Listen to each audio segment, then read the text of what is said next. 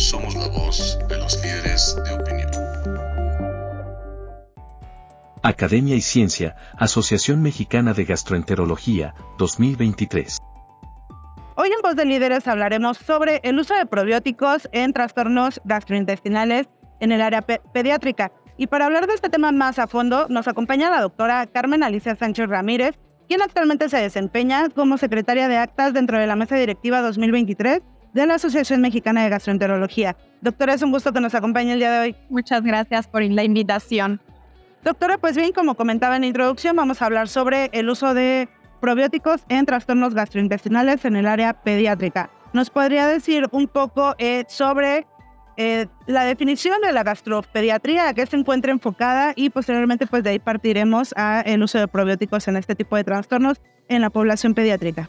Ok, bueno, pues nosotros somos pediatras que podemos o atendemos a los niños con algún problema que se encuentre dentro del sistema digestivo o del tracto gastrointestinal. Es una subespecialidad de la pediatría. Perfecto. Doctora, pues bien, ¿nos podría platicar un poco sobre cuáles son los trastornos gastrointestinales con más incidencia en la población pediátrica? Sí, pues mira, esto es dependiendo de las edades, ¿no? Por ejemplo, en los lactantes, en los menores de 1 año de edad, los trastornos que con mayor frecuencia vemos es, por ejemplo, el cólico del lactante, la disquesia en el lactante, la constipación o el estreñimiento, el reflujo gastroesofágico, son de los trastornos que con mayor frecuencia vemos. Estos serían, por ejemplo, parte de los trastornos funcionales gastrointestinales del lactante y obviamente tenemos otras patologías, como la alergia a la proteína de la leche de vaca, etc. Esto en los menores de 1 año. Ya en los mayores de 1 año o en preescolares y escolares, pues continuamos viendo, por ejemplo, constipación o estreñimiento, dolor abdominal, ¿sí? Podemos ya ver dentro de los trastornos funcionales asociados al dolor abdominal, por ejemplo, el síndrome de intestino irritable, por mencionar alguno. Y bueno, muchas otras patologías, ¿no? Otras como gastroenteritis infecciosa, etcétera. Doctora, en este tipo de población, en la población pediátrica, ¿cuáles son los factores de riesgo que influyen en el desarrollo de trastornos gastrointestinales desde temprana edad? Pues mira, es que depende. Por ejemplo, si hablamos de cólicos, si hablamos de disquesia, si hablamos de regurgitación, tienen mucho que ver la cuestión de la madurez del tracto gastrointestinal en esas edades, ¿no?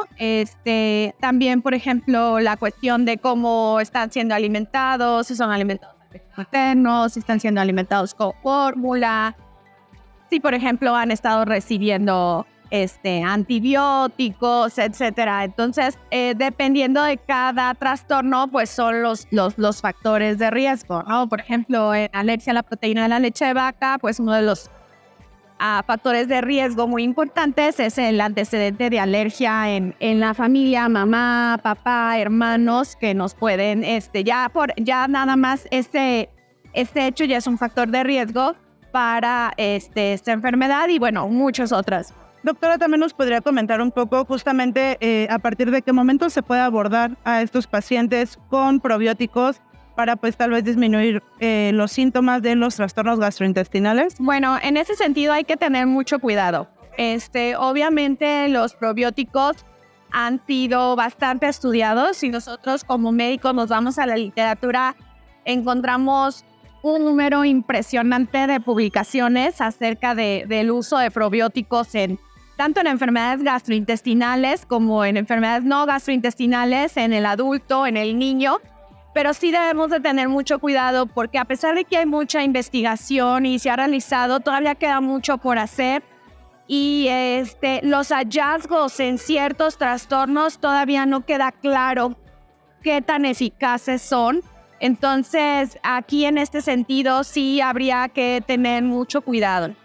Por ejemplo, dentro de la literatura y hablando en el área pediátrica, les puedo comentar que, por ejemplo, un trastorno en el que se ha visto que el uso de probióticos es efectivo es, por ejemplo, en el cólico del lactante, ¿sí? En el cólico del lactante hay, por ejemplo, el Lactobacillus reuteri, ya está bien demostrado que disminuye, por ejemplo, los periodos de llanto en el bebé, ¿sí?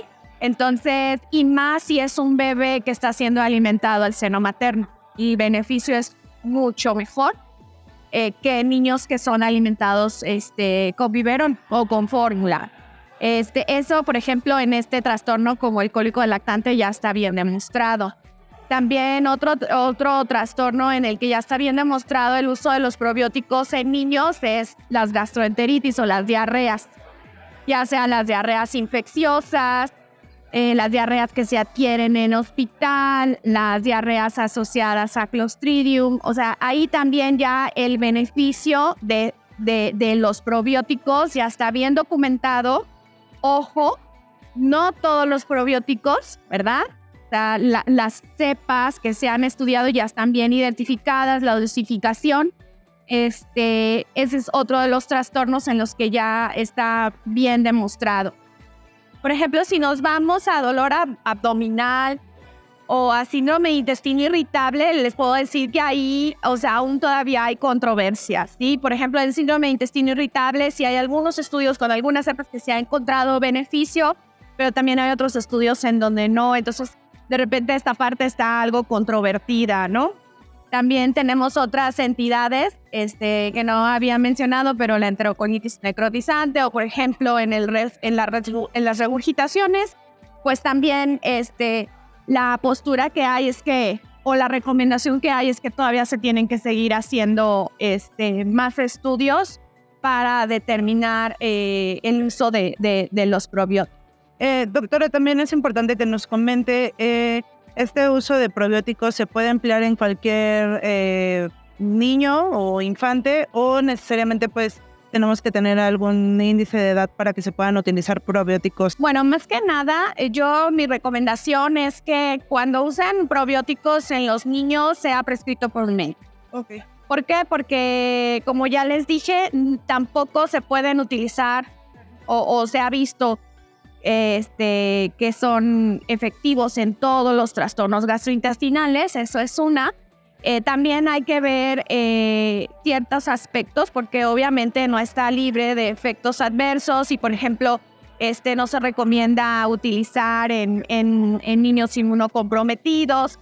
Entonces, realmente mi recomendación es que no se use de manera generalizada sin estar prescrito por un pediatra o por el gastroenterólogo pediatra o por el médico general. Yo sé que de repente es tentador, ¿verdad?, tomar probióticos, porque si vamos a una farmacia, ¿verdad?, pues vemos ahí el montón de probióticos que hay en distintas presentaciones, cápsulas, suspensión, etcétera, con cepas diversas, dosificación diversa. Entonces, aquí lo importante es no siempre estar prescritos por un médico. Doctora, también nos gustaría que nos compartiera un poco, sabemos que actualmente está desempeñando un papel bastante importante dentro de la mesa directiva 2023 de la Asociación Mexicana de Gastroenterología. ¿Nos podría hablar un poco sobre sus funciones como secretaria de actas y también sobre justamente pues estos espacios que se van a realizar en los eventos académicos como hoy en Ecos Internacionales para todos los gastropediatras, por favor? Sí, efectivamente, pues el cargo que yo ocupo es secretaria de actas. Aquí básicamente una de las principales funciones que tengo es que en todas las reuniones que tenemos, cursos, asambleas, etcétera, pues yo debo redactar una minuta con todo lo que se discutió, los acuerdos y compromisos a los que se llegaron. Esa sería o es una de las principales funciones del secretario de actas, pero obviamente también participar y promover, coordinar, organizar todos estos eventos académicos, ¿verdad?, que en el transcurso del año se han ido desarrollando, obviamente para continuar con la difusión y la educación médica continua entre pares, y obviamente también actividades de divulgación donde damos a conocer o damos información a la población general, ¿no?, para que estén enterados pues de ciertas enfermedades, sus factores de riesgo, etcétera, como cuáles son los síntomas, cuándo acudir al médico. Y sí, yo soy gastroenteróloga pediatra y obviamente también hay un espacio dentro de todos estos eventos académicos para los gastroenterólogos pediatras. Doctora, también justamente como el día de hoy que nos encontramos en Ecos Internacionales y pues próximamente uno de los magnos eventos de la asociación es la Semana Nacional de Gastroenterología. Bajo este escenario, doctora, ¿nos podría compartir un poco sobre qué simposios o ponencias, si bien no todas, tal vez las más relevantes que usted quisiera destacar en este momento, se están impartiendo dirigidas a los gastroenterólogos pediatras? Sí, efectivamente, dentro de la Semana Nacional de Gastroenterología tenemos el Congreso Internacional de Gastroenterología, Patología y Nutrición Pediátrica. Es un congreso de 3 días, ¿verdad? Ya lo hemos organizado y realmente es un congreso que, bueno, yo invito a médicos generales, a pediatras, a gastroenterólogos que asistan. Vamos a tener 8 simposios muy interesantes, o sea, vamos a abordar temas de patología, temas de páncreas, de nutrición, de neurogastroenterología. Realmente va a estar, creemos que está muy interesante y esperemos que sea del gusto de todos. Vamos a tener, obviamente, ponentes internacionales, ¿verdad? Muy destacados en el área y también, pues, ponentes nacionales. Doctora, por último, un mensaje también para toda nuestra audiencia, para invitarlos a que no se pierdan la Semana Nacional de Gastroenterología que se va a estar llevando a cabo en noviembre del presente año en Cancún.